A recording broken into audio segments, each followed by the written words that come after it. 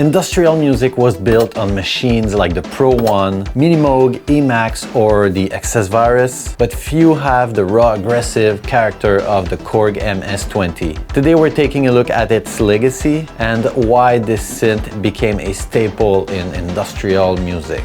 The MS-20 came out in '78, a monophonic analog synth with dual filters, semi-modular, and something most industrial musicians are looking for: character. The MS-20 is the big brother of the MS-10. This was one of KORG's first commercially successful compact monophonic analog synthesizer. Decades later, it remains a powerful synth. The KORG MS-20 has been a staple for tons of industrial artists like DAF, Front 242, KMFDM, Killing Joke, Frontline Assembly, and the Groups. Yes, I'm saying it right this time.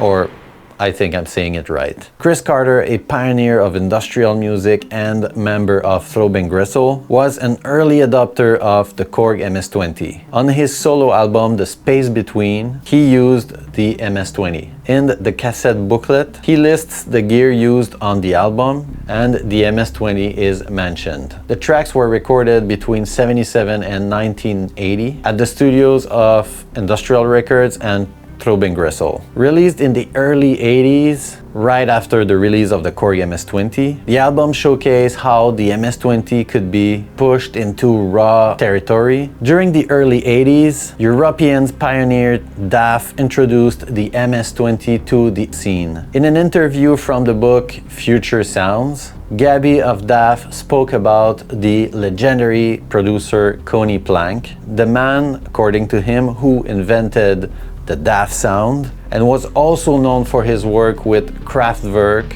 and Killing Joke, and said, "One of Coney's best production powers was to make them sound really powerful. When we came into his studio with our KORGs, he was laughing because they sounded quite thin. He put them in the back and connected them to two really heavy Marshall stacks, and the sound was amazing. The sound source direct from the KORG was only 20% of what we recorded. Until this day, I meet discouraged people who bought a KORG and wonder why it doesn't sound like our records." Beside drums, the only other gear they used were a KORG MS-20 and an Arp Odyssey. Both run through a KORG SQ10 sequencer. Most of their songs were built around one sequenced line, which worked as both the melody and the bass line. A great example of this stripped down setup is the track Der Mussolini.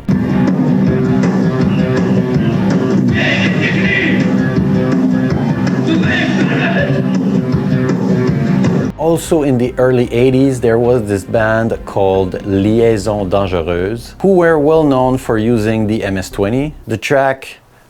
This track, I don't want to mispronounce it this time, was super innovative and really influential in the German scene. Even though they didn't put out much music back in '81, they made great use of the KORG MS-20. Thanks to Kruslo, who was also in DAF, minus Delta T, and Der Plan.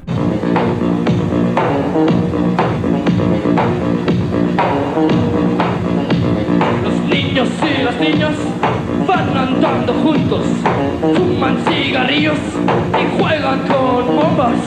That track didn't just made waves, it seriously inspired other artists too. I actually reached out to Kevin Key from Skinny Puppy, and he was kind enough to answer back, and that's what he told me. For me, the album Liaison Dangereuse, produced by Coney Plank, was the definitive usage of the MS-20 and the sequencer. It made me want them so bad. I think the production on the album is some of the best ever. He wasn't able to get one until '94, but once he did, along with the SQ10 and the MS-10, it became a big part of his work with Download, especially on albums like Furnace and The Eyes of Stanley Payne. The MS-20 never officially made it onto any Skinny Puppy records, but you can really hear it in those Download tracks.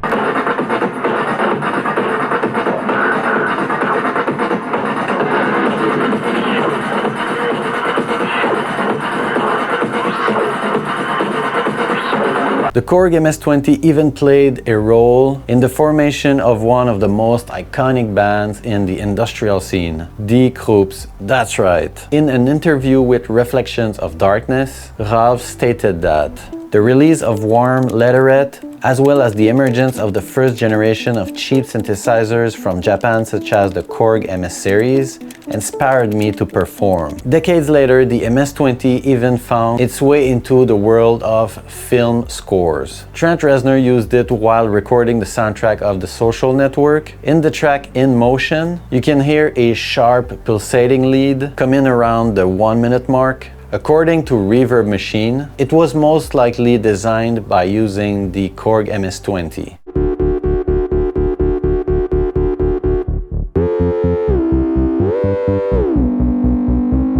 It's a great example of how this synthesizer continues to leave its mark far beyond industrial music. I also could have talked about Killing Joke using it, Reese Fulber, Voomscott, Coil, or more recently, Gesaffelstein, Mick Gordon, but enough talk. It's time to hear what this beast can do.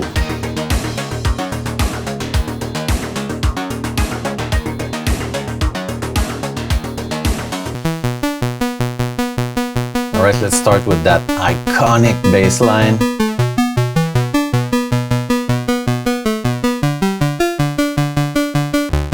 First oscillator. A bit lower.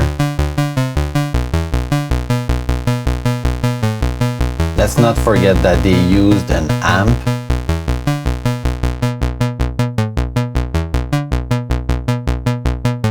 Almost there. It's a pretty simple sound, but it sounds very good. Let's add the second oscillator. Yeah, I like it.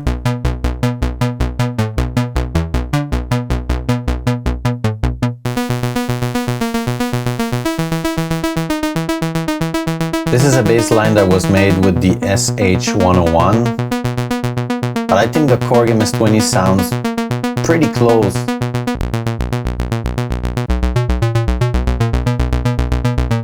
First oscillator. Let's add the second one. Yeah, that sounds really close to the original. Woo! I like it.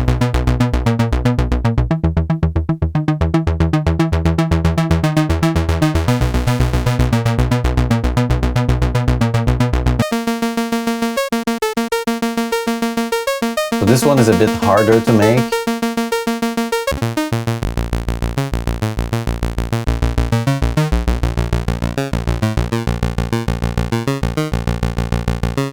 First oscillator.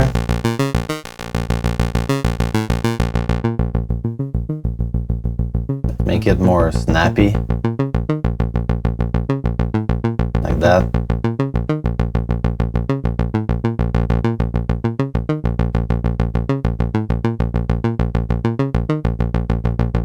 Second oscillator.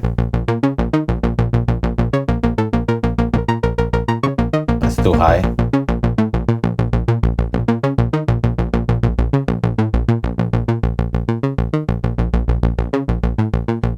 Great low end.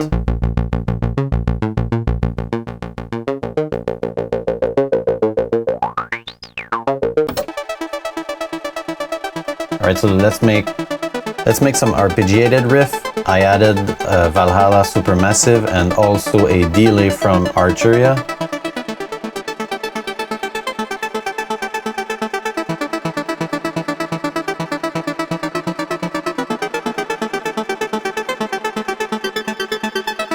Let's try higher.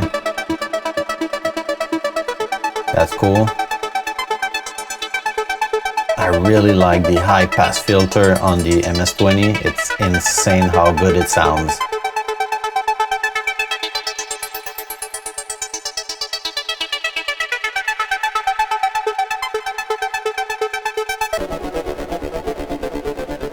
Let's try a different sound.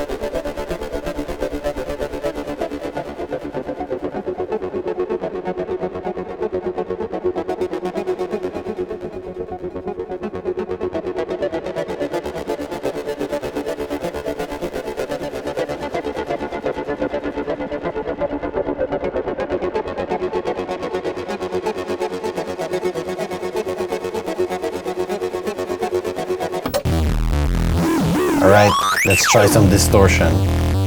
It already sounds insane. Listen to that. When you crank up the resonance, it sounds insane. Wow.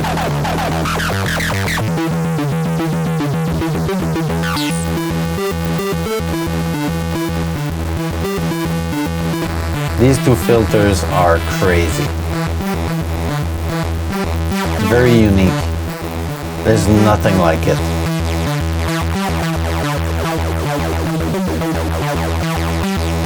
That's a great sound on its own, but let's hear how it fits within a full mix. But before that, make sure to subscribe, check out my Instagram, and also my Patreon page. Let's go.